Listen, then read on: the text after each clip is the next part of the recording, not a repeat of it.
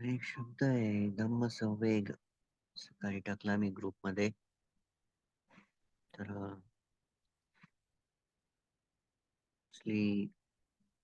Practice जी असते ती वाढवण्याचे जे विचार असतात ते त्याच वेळेस येतात.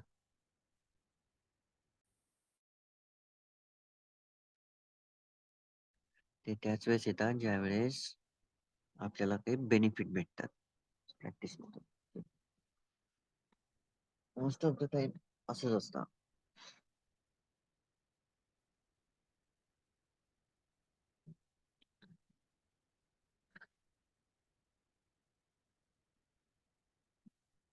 बऱ्याच जणांना बेनिफिट्स भेटत नाही. तर जसं की बरेच जण 3 वर्ष, 4 वर्ष, 5 वर्ष, 10 वर्ष, 20 वर्ष प्रॅक्टिस करतात. परंतु ऑब्जेक्ट ओरिएंटेड बेनिफिट्स भेटत नाही. जसं की बऱ्याच जणांना एकच वेध असतो, की मला लाईट यायला पाहिजे किंवा मला समाधी प्राप्त व्हायला पाहिजे. ओके. तर प्रॉब्लेम काय होतो, की इथं तृष्णा उत्पन्न होऊन जाते. आता तृष्णा उत्पन्न का होऊ लागली? का आपल्याला असं वाटतं, की या पद्धतीचं मला भेटायला पाहिजे. या पद्धतीचं मला भेटायला पाहिजे. या पद्धतीचं व्हायला पाहिजे. ओके.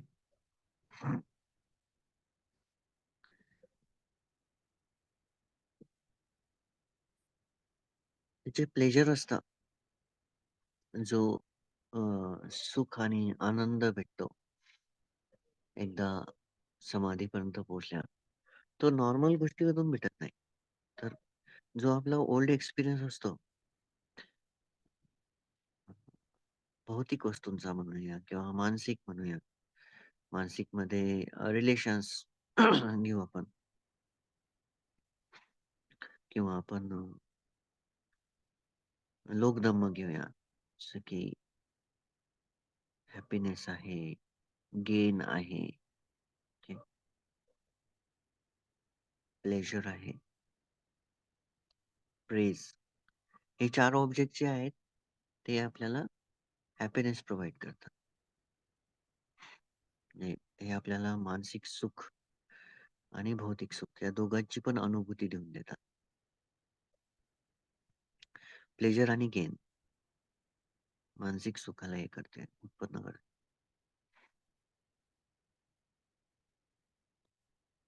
तर अशा वेळेस काय होतं, की जे आपण एक्सपिरियन्स आतापर्यंत जे काही एक्सपिरियन्स केले, ज्या लेव्हलची हॅपीनेस आणि प्लेजर आपल्याला भेटलेलं असतं, त्याच्यापेक्षा एक्स्ट्रीम भेटून जातं.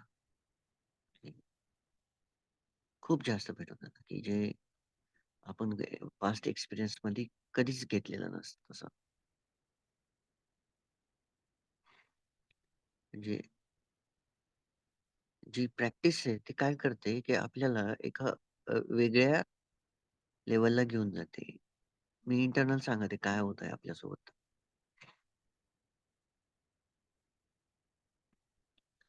तेव्हा काय होतं, की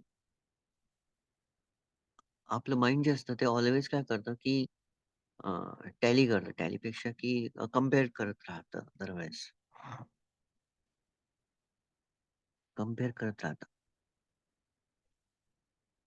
अ, आधीचं तर असं होतं माझं मत किंवा अ, याआधी असं होतं. अ, जेव्हा प्रॅक्टिस चालवण्यावरती केली या पद्धतीचं होतं आणि जेव्हा प्रॅक्टिस केली तर या पद्धतीचं झालं. असं आपण टॅली करतो किंवा कंपेअर करतो दरवेळेस. आता मग कोणताही ग्रुप असो,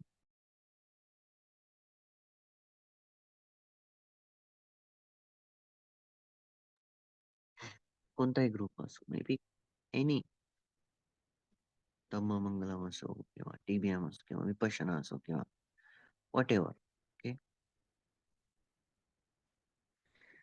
तर लोकधम्म इथं काम करतो दरवेळेस. ओके. एनी ग्रुप आपण जो जॉइन करतोय ना, त्याच्या मागे एक इंटेन्शन असतं आपलं किंवा तर बरेच जण विपश्यनाला सोडत नाही. अटॅच होऊन जातात. अटॅचमेंटच प्रॅक्टिसमध्ये अटॅचमेंटच प्रॉब्लेम असतो कधी पण. तर हे जे काही पास्ट एक्सपिरियन्स असतात त्या बेसिसवर आपण कंपेअर करतो. कंपेअर केल्यानंतर आपण अ, आपले जे आपला जो लोभ आहे, आपली जी ग्रीड आहे, त्या बेसिसवर होणाऱ्या एक्सपिरियन्समधून आपण हे निर्णय घेत राहतो, की याला हे करायचं, त्याला ते करायचं, हे करायचं, ते करायचं. ओके. आणि मग एका पातळीपर्यंत गेलं, तो एक्सपिरियन्स किंवा ती पारमिता किंवा मग ते जे विपाक असतात, त्याचं फ्रूट देणं बंद होऊन जातं किंवा लो होऊन जातं किंवा स्लो होऊन जातं. ओके. ते स्लो झालं, की जे एक्सपिरियन्स पहिले येत असतात ते यायला नाही लागत. मग काय होतं, की फेड होतो आपण. म्हणजे निराशा येते. एनिव्हेअर हे प्रत्येक ठिकाणी घडणार आहे. आपण असं म्हणूच नाही शकत ना, की आज आंब्याचं झाड लावलं आणि 6 महिन्यांनी त्याला आंबे यावं. नाही, असं इम्पॉसिबल आहे. कारण की सृष्टी जी आहे किंवा निसर्ग जो आहे, तो आपल्या म्हणण्यानुसार चालतच नाही. तो चालतो आपल्या ओन हॅबिट्स, रूल्सच्या नुसार. हॅबिट्स नाही, आपले जे ओन रूल्स आहे त्याच्यानुसारच तो चालत राहतो.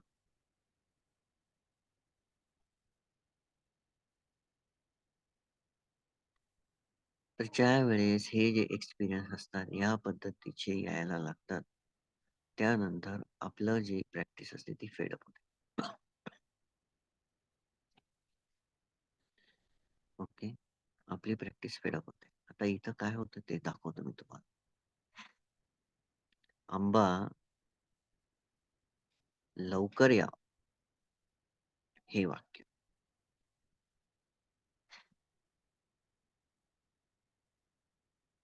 की जर आपण म्हणू, की कोंबडं हे बदक झालं पाहिजे आणि बदक हे कोंबडं झालं पाहिजे, तर दुःख कोणाला होईल? आपल्यालाच होईल. ज्यांचे असं म्हणणं आहे. ऑब्व्हियसली. जे जसं आहे, ते तसंच राहणार आहे. आंब्याला जर 5 वर्षानंतरच आंबे येत असतील आणि जर आपण म्हटलं, की लवकर यावं, हां. मी जर म्हटलं, नाही आंब्याच्या झाडाला 6 महिन्यानंच आंबे यावे, तर येणार का? कोंबडीला तुम्ही बदक म्हणसाल, तर ती कोंबडी बदक होईल का? किंवा बदकाला तुम्ही कोंबडी म्हटलं, तर ते बदक कोंबडी होईल का? नाही होणार आहे. जर तुम्ही म्हटलं, की झरा वरतून खाली येत आहे, वाहत आहे, तसा नाही वाहायला पाहिजे. खालून वर व्हायला पाहिजे. होईल का? नाही होणार. इम्पॉसिबल आहे. ओके. नैसर्गिक घटना आहेत, नैसर्गिक रूल्स आहेत. निसर्गाचे काही नियम आहेत, ज्यांच्यासोबत आपल्याला कंटिन्यू राहावं लागतं. ओके. त्याला कन्सेप्ट कन्व्हेन्शनल रिॲलिटी म्हणतो आपण. समुदाय सच्च कन्व्हेन्शनल रिॲलिटी म्हणतो. आणि हे एकदाच नाही, हे कंटिन्यू होत राहतं. ओके. जिथं-जिथं आपल्याला जसं-जसं अंडरस्टँडिंग होतं, तसं-तसं हे होतात. आता जेव्हा आपण म्हणू, की आंब्याला आंबा इतक्या लवकर येणार नाही, नियमानुसारच येईल. का? कारण की त्याची ती मॅच्युरिटी आहे. सेम एक्सपिरियन्स, सेम रिझल्ट्स आपण जर एक्स्पेक्ट करत असू, तर आपले जे मागचे कर्म असतात, म्हणजे मागच्या जन्मामध्ये केलेले कर्म, पारमिता यांचे इफेक्ट्स आपल्याला कंटिन्यू प्रेझेंट मोमेंटमध्ये भेटत असतात. मग जसं बदकच आहे, कोंबडं कोंबडंच आहे, तसंच आपली प्रॅक्टिस ही प्रॅक्टिसच आहे. ओके. ज्यावेळेस ती मॅच्युअर होईल, त्या मॅच्युरिटीसाठी जे काही लागतं, त्या 10 पारमिता आहे, त्याचं आपण प्रॅक्टिस नाही केल्या तर कुठून होणार आहे? हं, कुठून होणार आहे? आपण कंटिन्यू काय करतो? आपण कंटिन्यू इव्हन प्रॅक्टिस पण जजमेंटल आहे आपली. ओके. प्रॅक्टिस सुद्धा जजमेंटल आहे.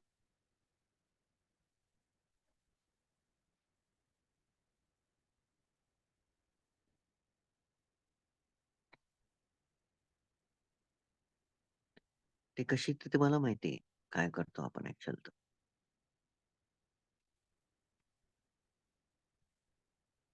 म्हणजे हे बरोबर, ते चूक किंवा ते चूक, हे बरोबर.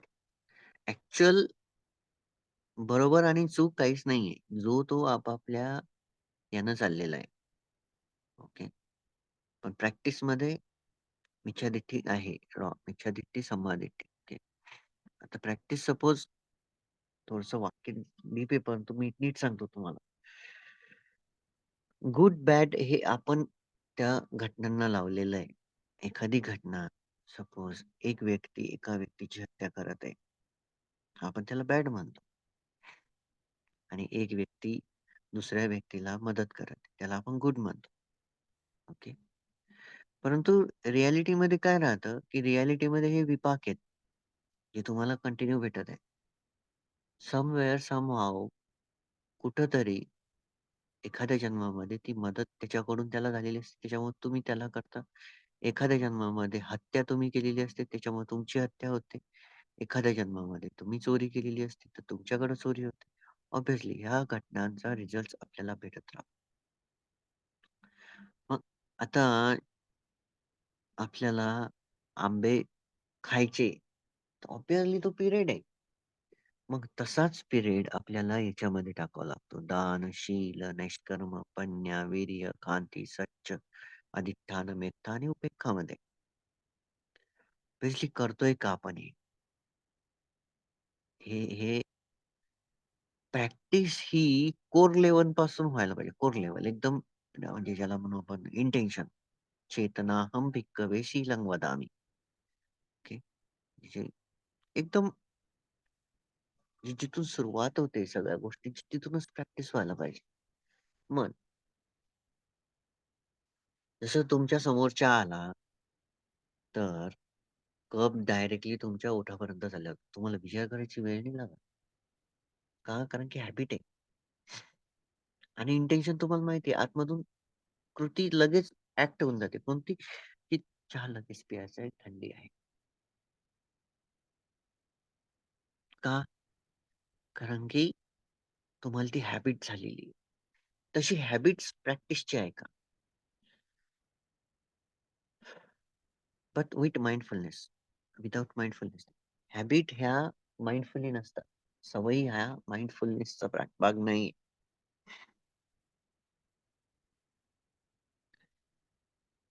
करण्याआधी विचार असला पाहिजे काहीतरी.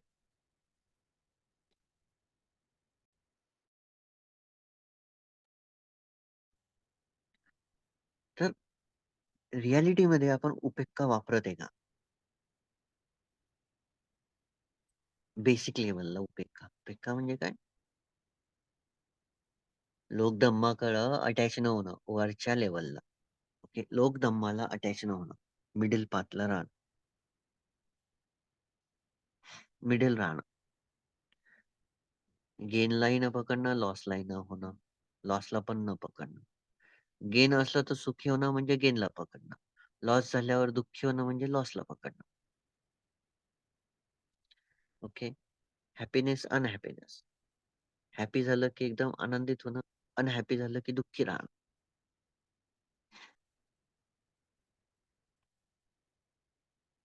सुख आणि दुःख.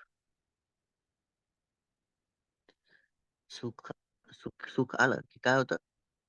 एकदम चांगलं वाटतं. दुःख आलं की पुन्हा त्याला अटॅच होऊन जातं. हं. Praise, blame. हो सर, तुम्ही खूप चांगलं प्रवचन करता. हां, मनामध्ये खूप चांगलं वाटतं. सर, तुमचं प्रवचन बरोबरच नाही. आतमधून दुःखी होणं.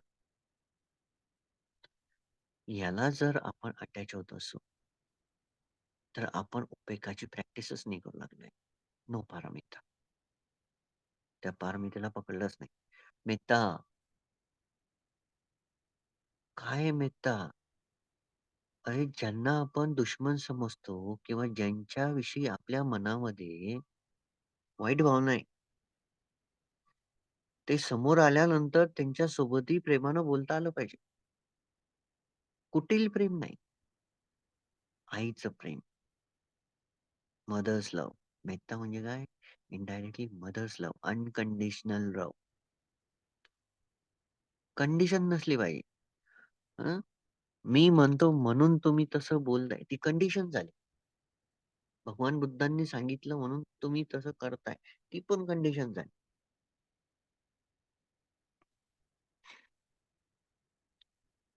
काहीच नाही मनामध्ये, तरी तुम्ही त्यांच्यासोबत प्रेमानं बोलताय, चांगलं वागताय.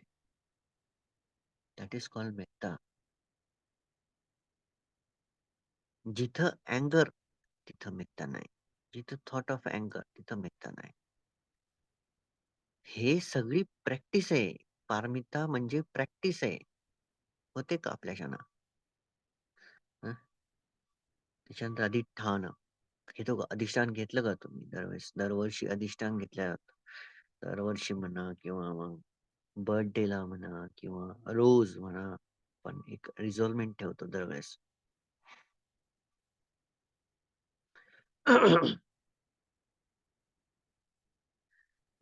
ट्रुथफुलनेस, खरं बोलणं, साच्य, शांती, पेशन्स सर्वात बेस्ट प्रॅक्टिस आहे. पेशन्स मिडलला आहे. पेशन्स मिडलला राहतं. ओके. म्हणजे ऊर्जेच्या खाली आणि सच्च्याच्या वर. 6वा पार्ट येतो पेशन्स. सॉरी अधिष्ठान पेशन्स येस. नंबर 6 ची पारमिता असते पेशन्स. म्हणजे मिडलला राहतं ते.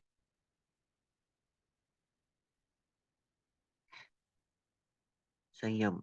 खरंच आपण आपल्या प्रॅक्टिसच्या बद्दल संयम ठेवतो. आपण बोलण्याच्या आधी संयम ठेवतो का? आपण चिडण्याच्या आधी संयम ठेवतो का? आपण everywhere patience is everywhere.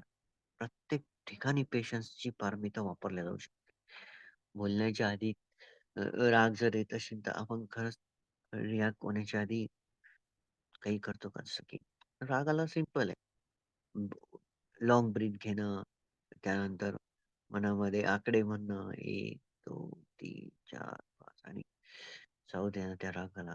Actual react करतो का? कारण असं अशी प्रॅक्टिस करतो का आपण पेशन्सची, संयमची? कोणी समोरून चिडून बोलत असेल तर शांतता ठेवणं. This is tolerance. Tolerance plus patience हा एका उत्कृष्ट माणसाचं सर्वात मोठं वेपन आहे दुर्गुणांच्या प्रती. आपल्याकडे खरंच एनर्जी आहे का? वीर्य आहे का? सकाळी उठून एक्झॅक्ट टाईमला जॉइन होणं. जर तुम्ही जपानमध्ये गेले ना, तिथं ट्रेन ना 1 मिनिट सुद्धा लेट होत नाही आणि निघताना पण होत नाही आणि येताना पण होत नाही स्टेशनला. जर तुम्हाला ट्रेन पकडायची असेल ना, तर तुम्ही परफेक्ट टाईमला तिथं असणं गरजेचं आहे. एनिथिंग टाईमवर, एकदम परफेक्ट टाईमवर. प्रगती ही टाईमवरच होत असते. बेटाईम येणाऱ्यांना प्रगती होत नसते. आता तुम्ही म्हणता, की थंडी आहे, थोडंसं झोपलं तर काय होतं? तोच तर विचार आहे. कोणता? तेच तर निवारण आहे. पंचनिवारणामधलं अच्छा अ, थिनमित्त. आळस, मनाचा आळस, शरीराचा आळस. आहे का? आपल्यामध्ये धम्म संवेग आहे का? रिॲलिटीमध्ये? ती ऊर्जा असली पाहिजे. नाही, ऊर्जा असली पाहिजे उठून प्रॅक्टिस करण्याची, परंतु त्याच्या मागं लोभ नसला पाहिजे. कशाचा? की या प्रॅक्टिसमधून मला काही ना काही भेटलं पाहिजे. ज्या क्षणाला आपण कंडिशन विरहित प्रॅक्टिस करायला सुरुवात करतो, ज्या प्रॅक्टिसमध्ये कंडिशन नाहीये, तिथंच ती प्रॅक्टिस त्याच क्षणापासून प्रॅक्टिस हायर होऊन जाते. पण तिथे ऊर्जा आहे का खरंच? विंडो शॉपिंग नाही करायची धम्माची. कधीच सांगतो. एकदा तुम्ही काही जर जॉइन केलं, की तुम्ही XYZ जर ग्रुप जॉइन केले. सो तुम्ही तिथून रिझल्ट्स आणून दाखवला पाहिजे. इम्पोर्टंट आहे, की रिझल्ट्स यायला पाहिजे. ती ऊर्जा आपल्यामध्ये आहे का? खरंच आपण त्या पद्धतीनं वापरल्या. ऊर्जा कशासाठी असली पाहिजे? 9 पारमिता पालन करण्याची. दान देताना ऊर्जा. ऊर्जा कोणती? आनंदाची ऊर्जा. मन आनंदित होत आहे. आपण ऊर्जामय ध्यान ऊर्जामय दान करतो, की लोकं देत आहे म्हणून मी मी दिलं पाहिजे असं करतो. आपण शील ऊर्जामयी असं आपल्या शील पालन करण्यासाठी ऊर्जा असते का? आपल्याला असं वाटतं का, की नाही आज पूर्णच्या पूर्ण शील मी पालन करेन, एकही तोडणार नाही. त्या पद्धतीचे विचार असतात का? निष्कर्म त्याग करताना आपल्या मनामध्ये ऊर्जा असते का ती? की नाही लोभ माझ्या मनामध्ये आत्ता उत्पन्न झालता, मी त्याला ठेवणार नाही मनामध्ये. द्वेष माझ्या मनामध्ये उत्पन्न झालता, पटकन मी संयम वापरून पटकन त्याला काढून टाकेन. लोभ, दोष, मोहाला संयमित ठेवावं लागतं. संयमित ठेवणं म्हणजे काय? त्याचा वापर न होऊ देणं आणि ऊर्जा कुठे वापरायची? त्याला लवकर काढून टाकणं. लवकर काढून टाकण्यासाठी काय? निष्कर्म, त्याग. एक वाक्य लक्षात ठेवा, लिहून ठेवा घरामध्ये. हे वाक्य माझ्याच मनातलं आहे. खूप वर्षापासून मी वापरतोय. प्रत्येक त्यागाची एक मोठी किंमत असते. हे वाक्य लिहून ठेव सांग. प्रत्येक त्यागाची एक मोठी किंमत असते.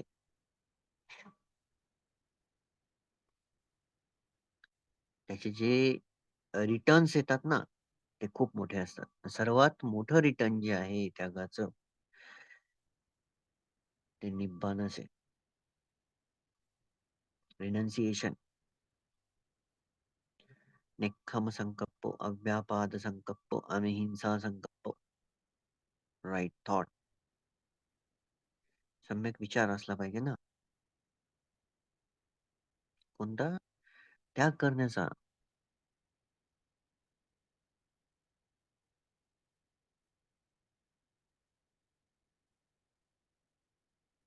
तर ही ऊर्जा खरंच आपल्यामध्ये आहे का? हं? प्रज्ञा आहे का? प्रज्ञा काय करते?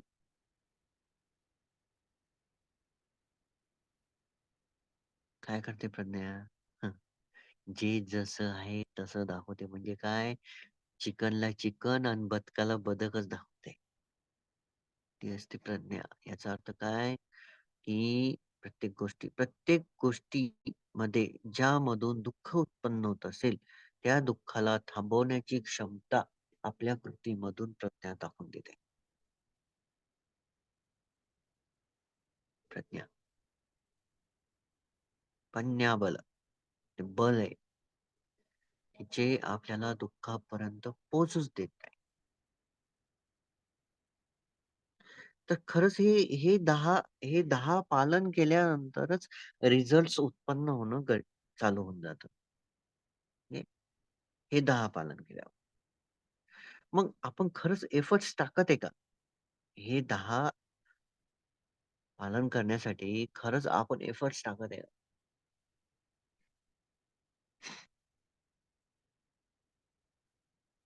मी दरवेळेस तुम्हाला म्हटलेलं आहे, की सकाळची 5 ते 6:30 ही नेट प्रॅक्टिस आहे.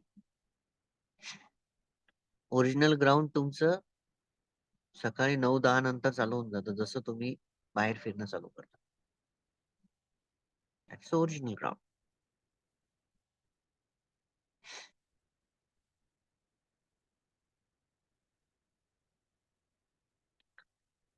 तर जे काही आपण हे सर्व करत आहे, या प्रॅक्टिसेस आपल्याला सरळ-सरळ निब्बाणाच्या जवळ-जवळ घेऊन जातात. निब्बाण म्हणजे काय? The cessation of mentality and मटेरिॲलिटी.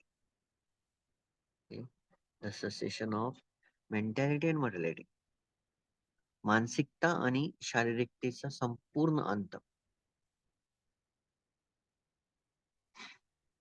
पण तो विंडो शॉपिंग नाही करायची. धम्मास विंडो शॉपिंग. ते टी जाणं, विपश्यना जाणं, इकडं जाणं, तिकडं जाणं. नमो मंगलम देणं, हे असं नाही करायचं. तुम्हाला जर खरंच कळलंय, स्टिक विथ दॅट. तुम्ही त्यासोबतच शिका. जसं मी माझं सांगतो तुम्हाला. मी कधीच विंडो शॉपिंग नाही केली. शॉपिंग नाही केली म्हणजे इकडे-तिकडे पळायची गरजच नाही. एकदा जर तुम्हाला कळलं, की बा प्रॅक्टिस ही इथं एकदम बरोबर आहे. फिनिश. तिथून तुम्ही पळायचं नाही कधीच. पण ते तुम्हाला कळणं महत्वाचं आहे. जर तुम्हाला कळलं नाही ना, तर तुम्ही पळता. ओके. कळलं तर पळत नाही. जसं मी आता हे चित्र ठेवलंय.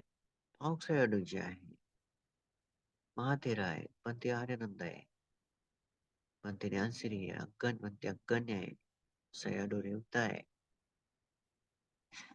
आता हे मी या सर्वांना एकाच वेळेस डोनेट केलं होतं ते 22 मध्ये. त्यावेळेस मी हे बनवलं होतं. माझ्या भावाला दाखवायसाठी त्याच्यातर्फे एकदाच दान केलं होतं मी हे. त्याच्यामुळे केलंय ते चित्र. पण ते मी ठेवलं समोर तुम्हाला दाखवण्यासाठी, की हे हे जे आहेत समोरचे सर्व आर्य आहेत.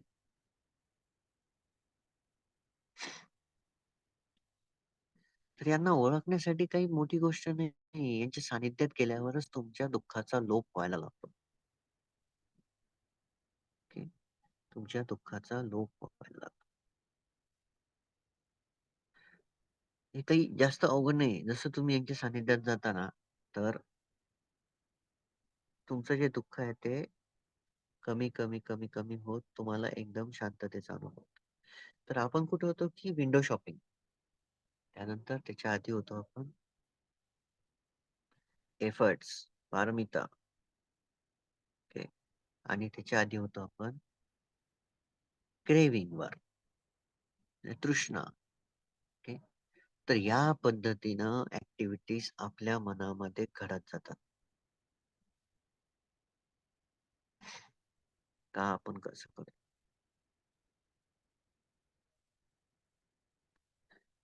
तर काय असतं, की जोपर्यंत आपण समजून घेत नाही, की 5 स्कंदांचं जे त्याग आहे, त्याच्याशिवाय निब्बाण भेटत नाही. 5 स्कंद कोणते आहेत? रूपस्कंद. रूप, वेदना, संज्ञा, संस्कार आणि विज्ञान. 6 इंद्रियातर्फे जो काही डाटा आपण आतमध्ये घेते, डोळ्यानं पाहणं, कानानं ऐकणं, चव, स्पर्श, गंध, विचार,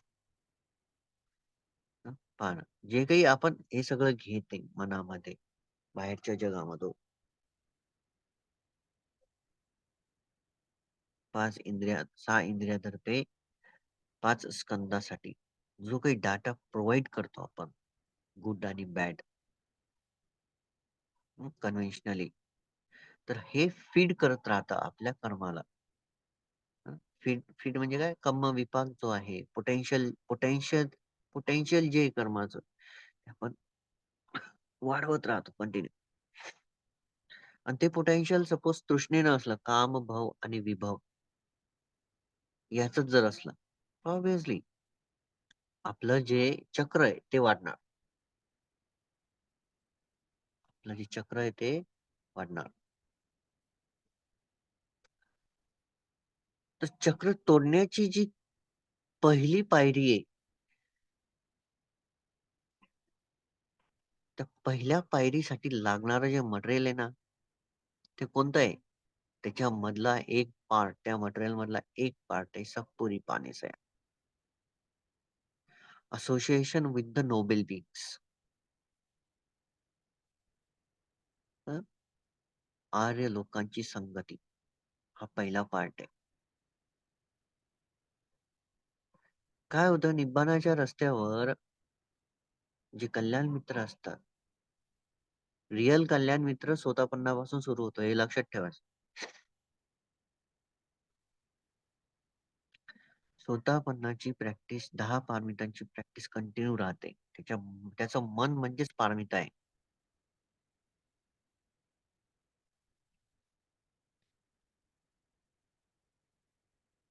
जी मेता इतकी डेव्हलप असली पाहिजे ना, इतकी म्हणजे प्रॅक्टिस अशी असली पाहिजे, की ती कृतीमधूनच झळकायला पाहिजे.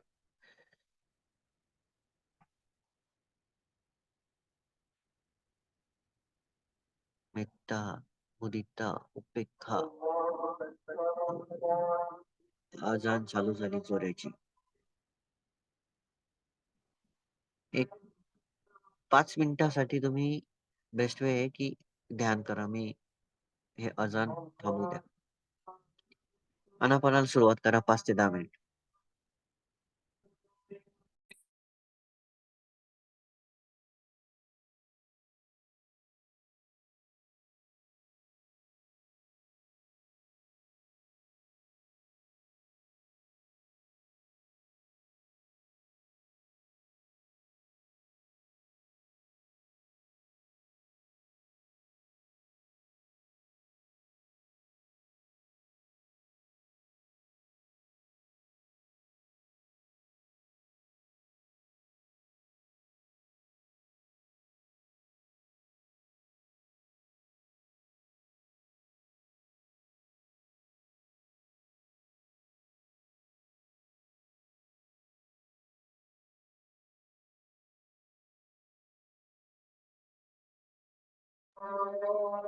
आनापानाची प्रॅक्टिस सुरू करा 10 मिनिटासाठी.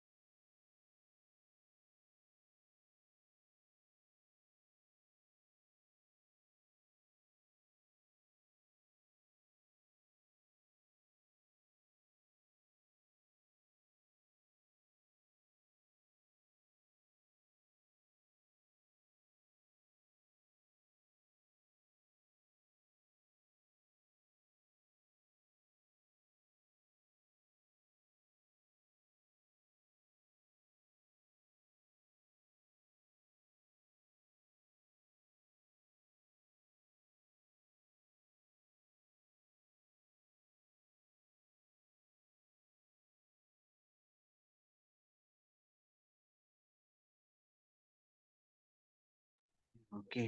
रिलॅक्स. हं. तर आपण तृष्णेवर होतो. तर कामतृष्णा, भवतृष्णा आणि विभवतृष्णा हेच आपल्या प्रॅक्टिसमधला प्रॉब्लेम आहे. ओके. याला आपण पारमितांचा उपयोग करूनच कमी करू शकतो. जसं की लोभ आहे तर दान आहे. हं. द्वेष आहे तर मिथ्या आहे. राग, द्वेष, ईर्ष्या याच्यासाठी मिथ्या आहे. तर असे वेगवेगळ्या ऑब्जेक्टसाठी आपल्या मनातले वेगवेगळे विचार असतात. हे हे जे ओघ आहेत आपल्या मनामधले 4 ओघ जे आहे कामओघ, भवओघ, दिठओघ, अविद्याओघ. या ओघाला पार करण्यासाठी स्पेशली फक्त आर्याष्टांगिक मार्गाचीच नाव पाहिजे किंवा होडी पाहिजे किंवा जहाज पाहिजे.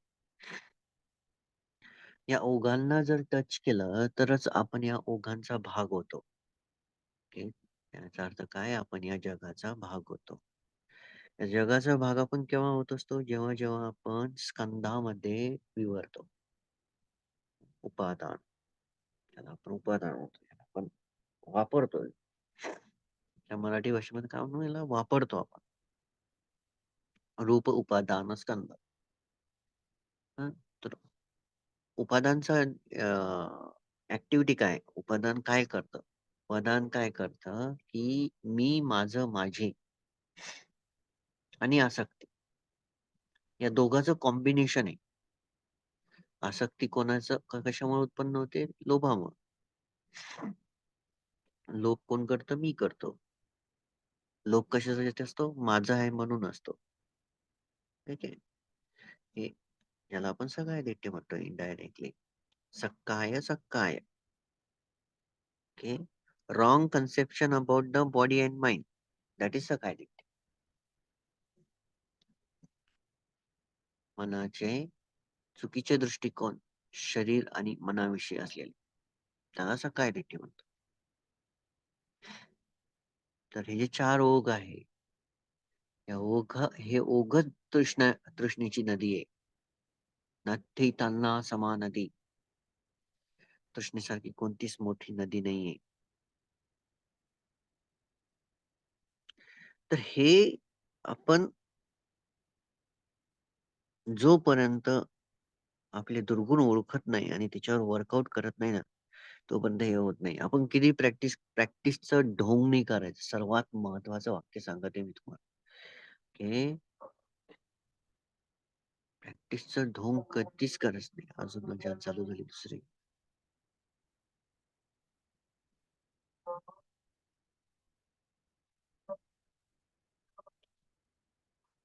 ओके. ट्राय करतो मी. ओके. किंवा 5 मिनिट अजून होल्ड करावं लागेल. 5 मिनिट अजून प्रॅक्टिस करा. ओके. ही अजान एवढी झाल्यावर पुन्हा एकदा. नेक्स्ट टाईम आपण टॉक केव्हा देऊ? 6:15च्या नंतरच टॉक देत जाऊ. की आज मी पहिलेच घेतला.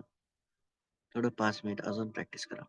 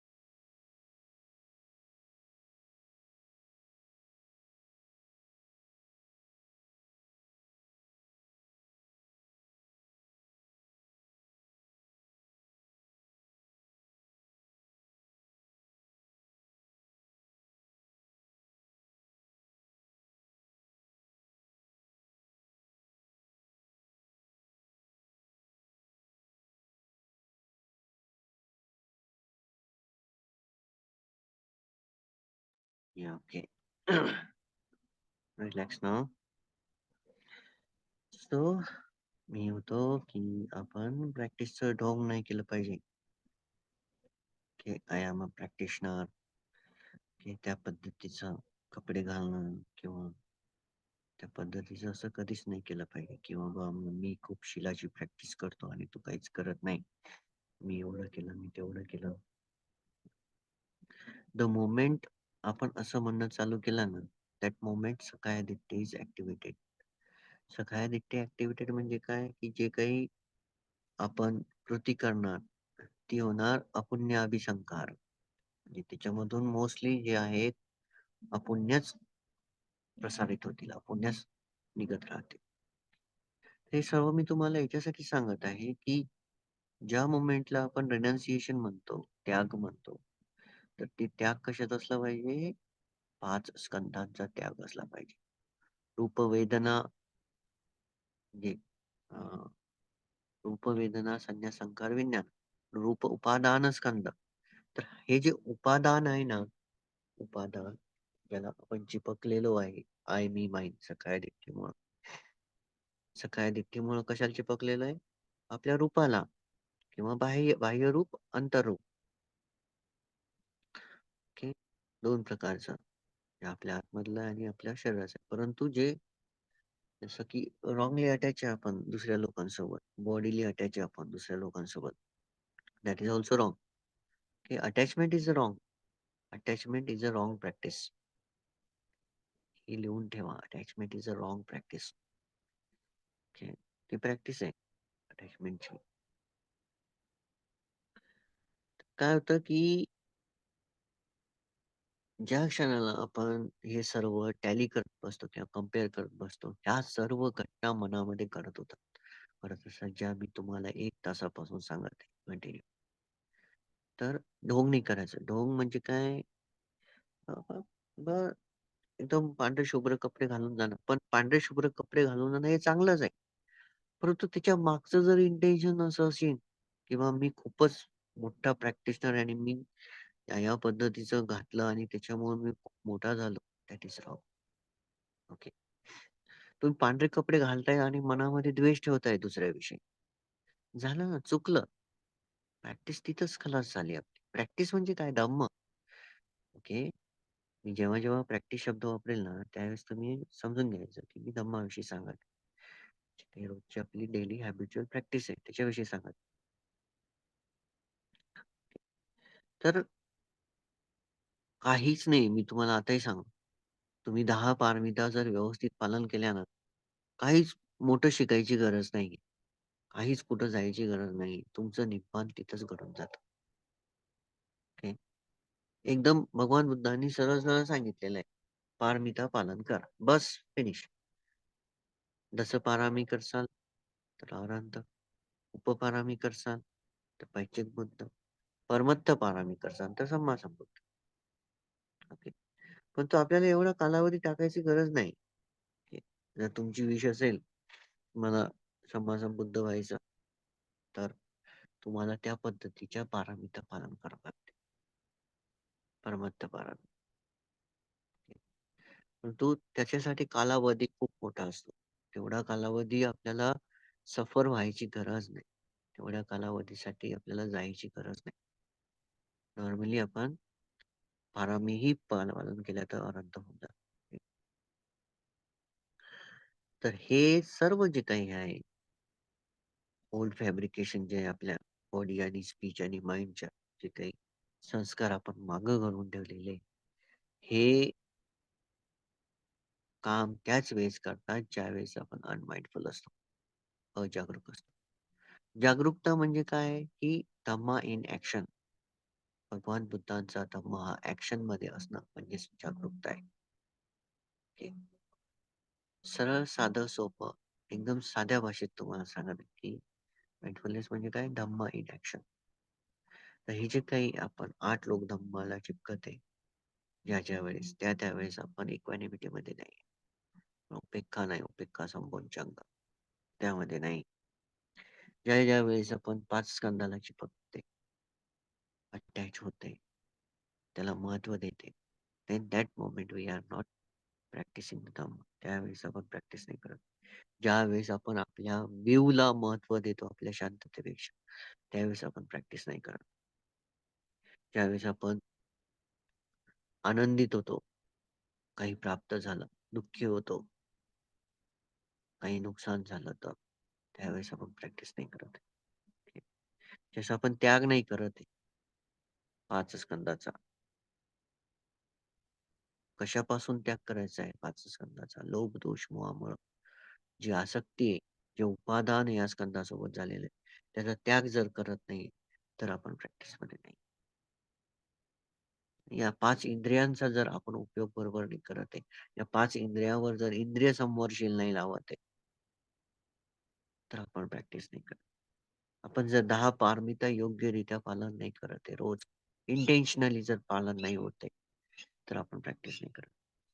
जर आपण एफर्टच व्यवस्थित नाही घेत आहे, दुर्गुण आला आतमध्ये आणि त्याला वापर करत आहे, तर आपण प्रॅक्टिस नाही करत. जर आपण जर अ, सद्गुण वर आला आणि त्याला नर्चर नाही करत आहे, त्याला वाढवत नाही, तर आपण प्रॅक्टिस नाही करत आहे. दुर्गुण आला त्याला खाली नाही करत, तर त्याला प्रॅक्टिस नाही करत आहे. जे सद्गुण खाली लपलेले त्याला वर नाही आणत, तर प्रॅक्टिस नाही करत आहे. जर जे दुर्गुण वर आलेले त्याला खाली नाही दाबत आहे, तर प्रॅक्टिस नाही करत आहे. जे आलेले दुर्गुण नाहीये त्याला येऊ नाही देत आहे, तर प्रॅक्टिस नाही करत आहे. 4 ओघांच्या प्रती आपण सजग नाहीये. मनामध्ये जे ओघामध्ये जर वाहून जाते तृष्णेमध्ये कामतृष्णा, भवतृष्णा, विभवतृष्णा जी आहे, ज्याच्यामुळं कामोग, भवओग, दिठ्ठा-ओग, अविद्या-ओग उत्पन्न झालेला आहे. त्यामध्ये आपण वावते. म्हणजे कामोग म्हणजे काय 6 इंद्रियांच्या प्रती असलेली आनंदाची आणि सुखाची उपेक्षा, इच्छा त्यामध्ये जर वाहते तर प्रॅक्टिस नाही करत.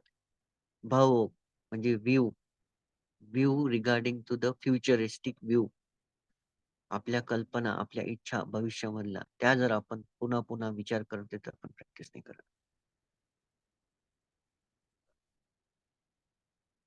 कामोग, भवोग, दिट्ठ व्ह्यूज, स्ट्रिक्ट, स्ट्राँग आणि बल्की व्ह्यूज आपले. नाही हे असंच आहे आणि हे असंच राहणार. जर आपण इम्परमनंट नॉन सेल्फ आणि सफरिंग या 3 लक्षणाला सजगतेने आपण वापरत नाही. आपल्या आतमध्ये जर यूज होत नाही किंवा आपल्या आतमध्ये इंटेन्शनली चेतनेमधून जर उ याचा याचा वापर नाही केला जात, तर आपण प्रॅक्टिस नाही करत. आपण 4 ब्रह्मविहार जर योग्यरित्या प्रॅक्टिस नाही करत, तर आपण प्रॅक्टिस नाहीच करत आहे. जर राग आला, तिथं संयम नाही वापरला. संयम प्लस मेत्ता, द्वेष, संयम प्लस करुणा, तर प्रॅक्टिस नाही करत आहे. हे जर वापरलं नाही जात तर प्रॅक्टिसच नाही करत. त्याग कशाचा? एखादी वस्तू जर मी म्हणतो, की ही माझीच आहे आणि मी याला देतच नाही, तर आपण तो माकड आहे. जो वस्तूंना पकडून ठेवलाय. त्याला वस्तू कामा म्हणतो आपण. तर प्रॅक्टिस नाही करत आहे.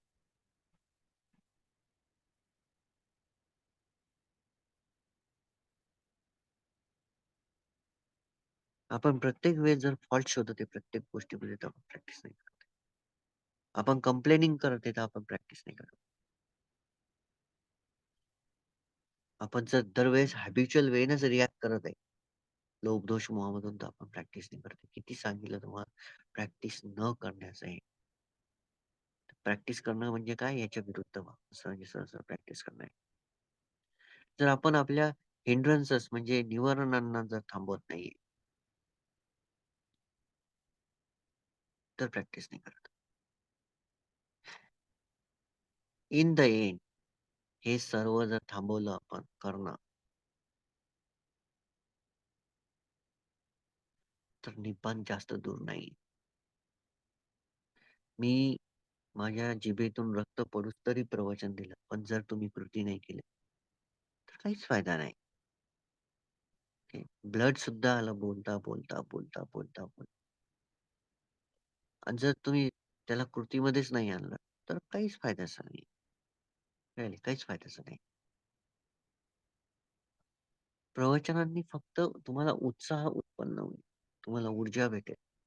पण तो कृती ज्यावेळेस होते ना, रिॲलिटी येते ना, टाईम येतो ना, त्यावेळेस माइंडफुलनेस वापरणं ही कला आहे. त्यावेळेस संयम प्लस जागरूकता वापरणं कला आहे. त्यावेळेस संयम प्लस जागरूकता प्लस मेत्ता वापरणं कला आहे. करुणा वापरणं कला आहे. मुदिता, उपेक्षा ठेवणं मनामध्ये कला आहे. ही कला त्यालाच अवगत होते, जो योग्यरित्या प्रॅक्टिस कंटिन्यू ठेवतो. That's it. आय थिंक एवढं इनफ आहे तुमच्यासाठी. म्हणून धम्म-सव्यक खूप महत्वाचा. मग का का मी तुम्हाला रोज सकाळी ग्रुपमध्ये टाकतो? हे सगळं तुम्हाला ठीक वाटतं, परंतु ज्यावेळेस मृत्यू येतो ना, त्यावेळेस खूप पछतावा होतो. आपण करायला पाहिजे होतं, असा विचार येतो. पण करायला पाहिजे होतं. कारण की मृत्यूसमयी आपण काहीच घेऊन जात नसतो. हे शरीर सुद्धा घेऊन जात नाही. ओके. हे शरीर सुद्धा घेऊन जात नाही. या शरीरावरचा कपडा सुद्धा घेऊन जात नाही. काहीच नाही. फक्त जातं ते काय बघा, आपलीच प्रॅक्टिशनर आहे का आपल्यामध्ये आज? आहे का? नाही. वाटलं असेल का त्यांना, की मी क्विकली निघून जाईल म्हणून? एक विजय चव्हाण त्यांना पण अटॅक आले होते मागं. क्विकली येऊन जातं. कुठेही फटकन होऊन जातं. अनअवेअरली. त्यावेळेस काय काय आता तुम्ही सांगा या जगामधून या यांनी काय घेऊन गेलंय? फक्त कर्म घेऊन गेले. चांगले कर्म, वाईट कर्म. या यांच्या या अघटित झालेल्या म्हणजे अ, अचानक झालेल्या याच्यामुळं, अचानक तर मला माहीत नाही ॲक्चुअली कसं झालं. परंतु आपल्यानुसार तर अचानकच झालं. प्रत्येक वेळेस ते यायचे आणि सगळं द्यायचे. दान द्यायचे, बंधनं भेटायचे. ओके. त्यांच्यासाठी काही बनवून आणायचे. त्यांनी तर केलं ना, परंतु आज आज मौका आहे ना, आज आज वेळ आहे ना आपल्याजवळ. मग आपण का करत नाही? का उठत नाही आपण सकाळी? का आपल्याला 10-10 वेळेस सांगावं लागतं, की 5 वेळेस 5 वाजता उठा म्हणून? का? कारण की आपल्या मनामध्ये दुर्गुण आहे आळसाची. यांच्या जागी तुम्ही स्वतःला ठेवा. सपोज आपल्याला निमोनिया झाला, आपल्याला सांगितलं डॉक्टरने, की 3 दिवसानंतर तुमचा मृत्यू होणार आहे. त्या क्षणाला तुम्ही काय करसाल? त्या क्षणाला तुम्ही नाते, संबंध, सुख, आनंद, भौतिक संपत्ती, पैसे याला महत्त्व देसाल की प्रॅक्टिसला महत्त्व देसाल? मग का आपण असा प्रयत्न नाही करत, की आजचाच दिवस आपल्याजवळ आहे, उद्या आपला मृत्यू आहे. त्या पद्धतीने आपण का प्रॅक्टिस नाही करत? का आपण त्याग नाही करत? या गोष्टींचा ज्या गोष्टी आपल्याला कुठंच घेऊन नाही जाणार आहे नरकाशिवाय, राइट? हे आपण समजलं पाहिजे. आपल्याला प्रत्येक गोष्ट शिकवत असते. आपण त्या गोष्टींपासून शिकलं पाहिजे. ओके. आय थिंक एवढं खूप महत्त्वाचं सांगितलं मी तुम्हाला. तुम्ही याच्यापासून शिकले आणि तुम्ही जर प्रॅक्टिस वाढवली, तर याच्यामध्ये तुमचंच चांगलं आहे. तुम्ही प्रॅक्टिस वाढवली तर काय? तुमच्याच घरामध्ये सुख, शांतता, आनंद वावरेल. तुम्ही पहिले खुश असणं गरजेचं आहे, दुसऱ्याला खुश करण्याच्या आधी. इम्पोर्टंट आहे. तुम्ही जर खुश असाल, तुम्ही जर संयमित असाल, तुम्ही जर सगळ्यात महत्त्वाचं तुम्ही जर संतुष्ट असाल ना, तरच तुम्ही दुसऱ्याला सुख आणि आनंद देऊ शकता. तुम्ही जर मनातून दुःखी आणि रागीट असाल ना, तर तुम्ही दुसऱ्याला फक्त राग आणि दुःखच देऊ शकता. हे कधीही वाक्य लक्षात ठेवा. ओके. पहिले दुसऱ्याला सुखी आणि आनंदित करण्यासाठी तुम्ही सुखी आनंदित असणं गरजेचं आहे. तरच तुम्ही त्या आनंदाचा दान तुम्ही दुसऱ्याला देऊ शकाल. तुमच्याकडे असेल तर तुम्ही देसाल ना. सिंपल.